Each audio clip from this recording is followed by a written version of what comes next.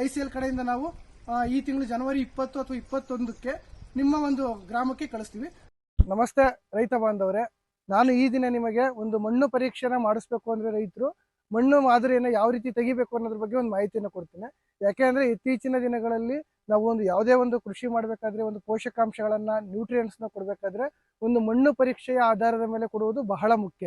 ಯಾಕೆಂದ್ರೆ ನಮ್ಮ ಮಣ್ಣಿನಲ್ಲಿ ಯಾವ ಪೋಷಕಾಂಶಗಳು ಎಷ್ಟರ ಮಟ್ಟಿಗಿದಾವೆ, ಯಾವುದನ್ನ ನಾವು ಕೊಡಬೇಕು, ಯಾವುದು ಕಡಿಮೆ ಇದೆ ಅನ್ನೋದನ್ನ ತಿಳ್ಕೋಬೇಕು ಅಂದ್ರೆ ದಯವಿಟ್ಟು ಒಂದು ಮಣ್ಣಿನ ಪರೀಕ್ಷೆಯನ್ನ ಮಾಡಿಸಿ. ಸೊ ಈ ಒಂದು ಮಣ್ಣಿನ ಪರೀಕ್ಷೆಯಲ್ಲಿ ರಿಸಲ್ಟ್ ಅಂದ್ರೆ ನಮ್ಮ ನ್ಯೂಟ್ರಿಯೆಂಟ್ಸ್ ಭೂಮಿನಲ್ಲಿ ಯಾವ ತರ ಎಷ್ಟು ಪ್ರಮಾಣದಲ್ಲಿದೆ, ನಾವು ಎಷ್ಟು ಕೊಡ್ಬೇಕು ಅನ್ನೋದು ತಿಳ್ಕೋಬೇಕು ಅಂದ್ರೆ ಒಂದು ಮಣ್ಣಿನ ಮಾದರಿಯನ್ನ ತೆಗೆಯುವುದು ಬಹಳ ಮುಖ್ಯ ಆಗುತ್ತೆ. ಯಾಕೆಂದ್ರೆ ಒಂದು ಮಣ್ಣಿನ ನಾವು ಒಂದು ಮಾದರಿ ತೆಗಿತೀವಲ್ಲ ಅದ್ರ ಮೇಲೆ ನಾವೊಂದು ಪರೀಕ್ಷೆಯನ್ನ ಮಾಡಿದಾಗ ಒಂದು ನ್ಯೂಟ್ರಿಯೆಂಟ್ ಸ್ಟೇಟಸ್ ಗೊತ್ತಾಗುತ್ತೆ. ಅದಕ್ಕೋಸ್ಕರ ಅದಕ್ಕೆ ಏನ್ ಪ್ರೊಸೀಜರ್ ಇದೆ, ಯಾವ ತರ ತೆಗಿಬೇಕು ಅನ್ನೋದನ್ನ ನಾವು ಈ ಒಂದು ವಿಡಿಯೋದಲ್ಲಿ ನಾನು ಹೇಳ್ತೀನಿ.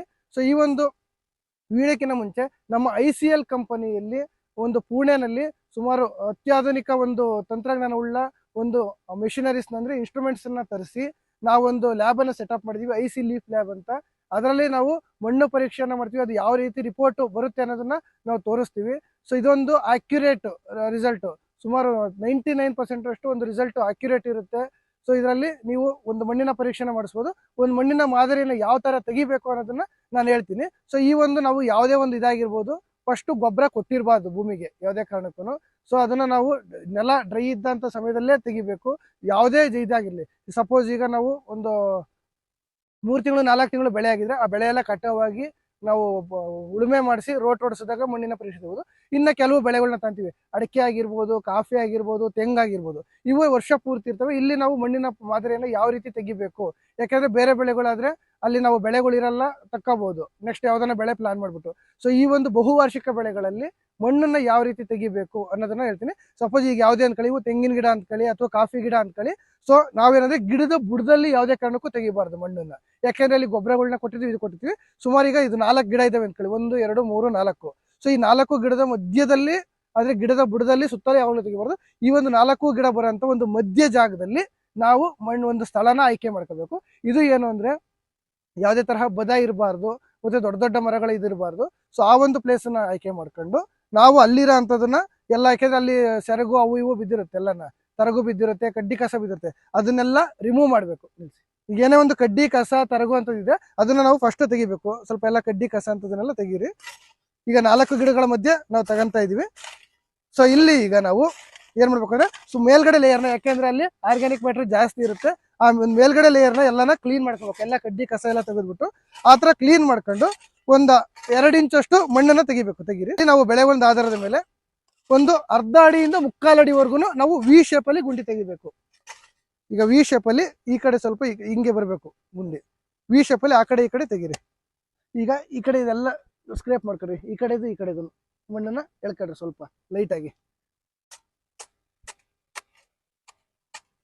ಆಗ್ಲೇ ನಾವು ವಿ ಶಾಪ್ ಅಲ್ಲಿ ಹೇಳಿದ್ನಲ್ಲ, ಸುಮಾರು ಒಂದು 15ರಿಂದ 20 ಸೆಂಟಿಮೀಟರ್, ಅರ್ಧ ಅಡಿಯಿಂದ 3/4 ಅಡಿವರೆಗೂ ನಾವು ಈ ತರ ಮಣ್ಣನ್ನ ಸ್ಕ್ರೇಪ್ ಮಾಡ್ಬಿಟ್ಟು ಇಲ್ಲಿ ಬರೋ ಅಂತ ಮಣ್ಣನ್ನ ಈ ತರ ಒಂದು ಬಿಳಿ ಇದ್ರ ಮೇಲೆ, ಅಂದ್ರೆ ಏನೋ ಅದು ಕೆಮಿಕಲ್ ಆ ತರದ್ದು ಏನೋ ಇರಬಾರ್ದು, ಆ ಇದ್ರ ಮೇಲೆ ಹಾಕೊಂಡು ಈ ತರನ ಸುಮಾರು ಅಲ್ಲಿ ಬಂದಿರುತ್ತಲ್ಲ ಇದನ್ನ ತಗೊಂಡು ಈ ತರ ಇದೇ ತರನ ಸುಮಾರು 1-2 ಎಕರೆಗೆ 4-5 ಕಡೆ ತಗೋಬೇಕು. ಅಂದ್ರೆ ನಾವು 2 ಅಥವಾ 2.5 ಎಕರೆಗೆ ಒಂದು ಸ್ಯಾಂಪಲ್ ನ ತಗೊಂತೀವಿ.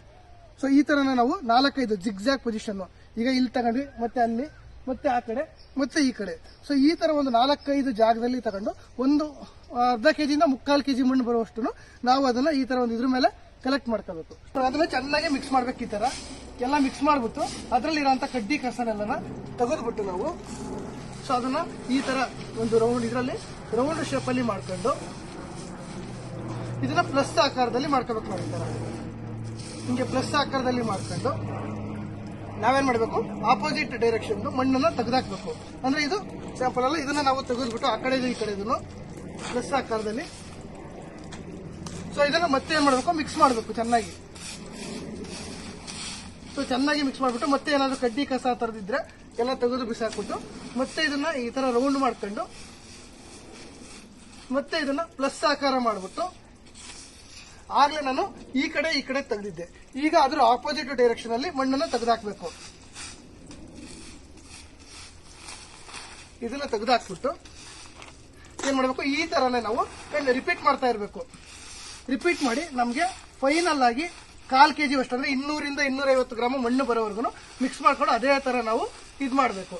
ಸೊ ಅಷ್ಟು 200 ರಿಂದ 250 ಗ್ರಾಮ್ ಮಣ್ಣನ್ನ ಬಂದ ಮೇಲೆ, ಸೊ ಈ ತರ ಒಂದು 3-4 ಸರಿ ಮಾಡಿದ್ದಾದ್ಮೇಲೆ ನಮಗೆ ಲಾಸ್ಟ್ ಅಲ್ಲಿ 200 ರಿಂದ 250 ಗ್ರಾಮ್ ಅಂದ್ರೆ 1/4 kg ಅಷ್ಟು ಮಣ್ಣು ಮಿಕ್ಕಿದ್ಮೇಲೆ ಏನ್ ಮಾಡಬೇಕು, ಮಣ್ಣು ಏನಾದ್ರೂ ಹಸಿ ಇದ್ರೆ ಅದನ್ನ ನಾವು ಈ ತರನ ಇದು ಮಾಡ್ಬಿಟ್ಟು ಇದನ್ನ ನೆರಳಲ್ಲಿ ಒಣಗಿಸ್ಬೇಕು. ಅಂದ್ರೆ ಜಾಸ್ತಿ ಹಸಿ ಇದ್ರೆ ನೆರಳಲ್ಲಿ ಒಣಗಿಸ್ಬಿಟ್ಟು ಒಂದು ದಿನ ಅಥವಾ 2 ದಿನ ನೆರಳಲ್ಲಿ ಒಣಗಿಸ್ಬಿಟ್ಟು ನಾವೇನ್ ಮಾಡ್ಬೇಕು ಅಂದ್ರೆ ಇದಕ್ಕೆ ಲೇಬಲಿಂಗ್ ಮಾಡಬೇಕು. ಯಾಕಂದ್ರೆ ಸುಮಾರು ನಮ್ದು ಒಂದು 8 ಎಕರೆ 10 ಎಕರೆ 20 ಎಕರೆ ಇದ್ರೆ 5 ರಿಂದ 6 ಸ್ಯಾಂಪಲ್ ನ ಮಾಡಬೇಕಾಗುತ್ತೆ.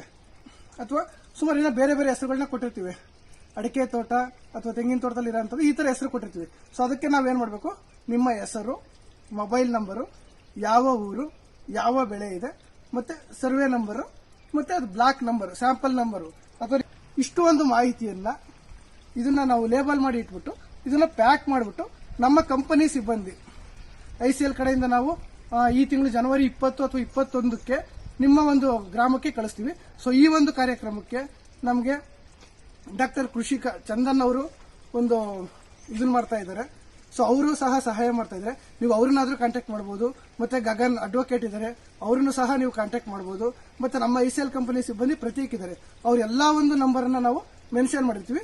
ಈ ಜನವರಿ 19, 20, 21 ಅವರು ನಿಮ್ಮ ಊರಿಗೆ ಬರ್ತಾರೆ. ಸೊ ಅಥವಾ ಬೇರೆ ದಿನದಲ್ಲಾದ್ರೂ ನೀವು ಕಾಲ್ ಮಾಡಿ ಅವ್ರನ್ನ ಕರೆಸ್ಕೊಂಡು ಸ್ಯಾಂಪಲಿಂಗ್ ಅನ್ನ ಮಾಡಬಹುದು.